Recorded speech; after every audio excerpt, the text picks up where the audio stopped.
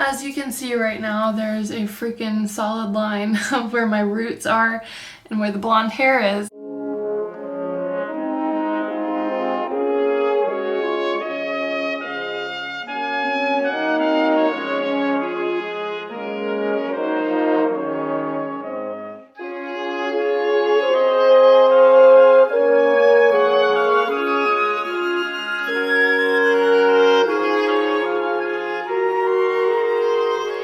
Hey guys, so today I'm going to be talking about how I achieved this balayage slash ombre look from like a medium brown to a light ash blonde. So first of all, before I start, I'm just going to say the reason I wanted to do this is because I want to grow out my hair and I was tired of that harsh line between medium brown hair and light blonde, and I just wanted it to fade out and look natural. That way when I grow out my hair, there's not a solid line. But yeah, so right now I'm going to get started with what you're going to need to do this if you're doing it the way I'm doing it. And it is important for you to know that normally an ombre or a balayage, you would be doing it on dark hair and you would take bleach or a lightener of some sort and start from the bottom. However, I had more blonde on my hair and my roots were the problem, so I wanted to just bring the darkness down.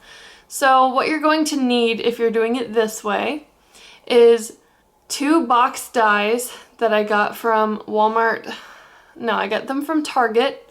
It is L'Oréal Excellence Creme Mocha Ash Brown. If you don't want to do Mocha Ash Brown, that's totally fine. Just follow every step after this point. Normally I don't suggest using box dye from Walmart or Target only because if you're lightening your hair or you're putting some other kind of pigment into it, you don't know what kind of developer you're getting.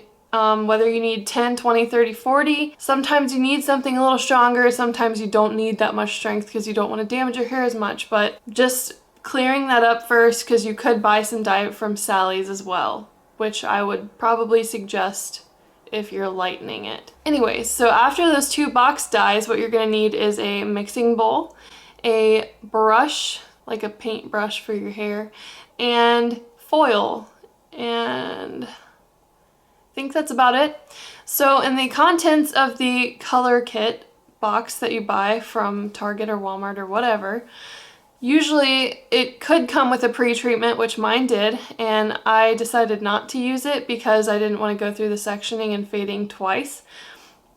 The second thing that comes with it is the color cream, and then there's also the developer, and then there is a after conditioning treatment. I didn't use that either. I just used my TRESemme moisturizing conditioner because I find that it works a little bit better for my hair. So now that you know exactly what you need, let's just jump right into it. So you want to start with sectioning your hair first, and you want to do it in small sections.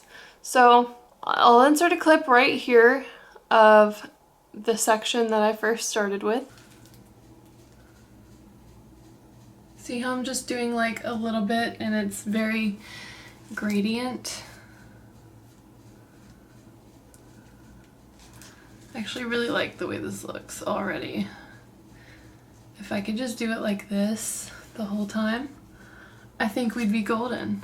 And to ensure that you've gotten the other side as well, you can kind of go like this to the parts that you've just dyed. Try to stay off of that blonde, like so. The back and the underneath is the hardest part to do because you cannot see the back that well. My brush is going to end up having dye all over it. So I just take the strips, I brush them out, and then I paint them. And that's basically what you're going to want to do for the rest of the hair. You'll notice that my roots are darker and the end is lighter. So that's because when I took the dye, I saturated way more of it here, and then I kind of just faded it out as I went. So when you do this, it is important to have the least amount of dye that you possibly can on the brush. That way when you're doing it, you don't get a goop of brown dye on the blonde hair down here because that would totally ruin the look. So that's the tricky part about this type of hair dyeing process because I almost messed it up a couple times. So after you dye the hair, that's when the foil comes in. Sorry, I forgot to mention you're also going to need either bobby pins or some other kind of clip unless you want to just fold the foil.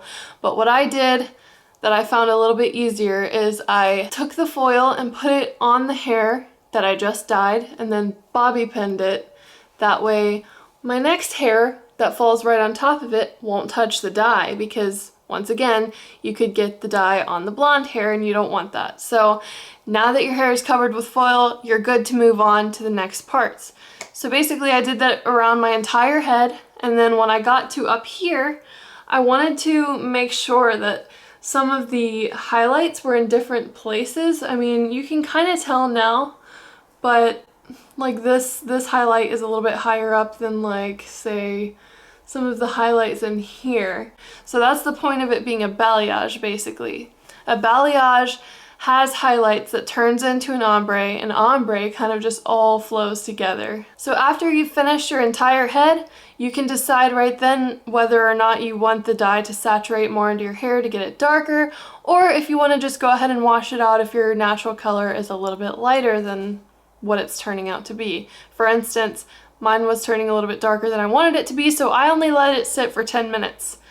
If you want, you can let it sit for the full 20 and get a little bit more saturated, like I've said before.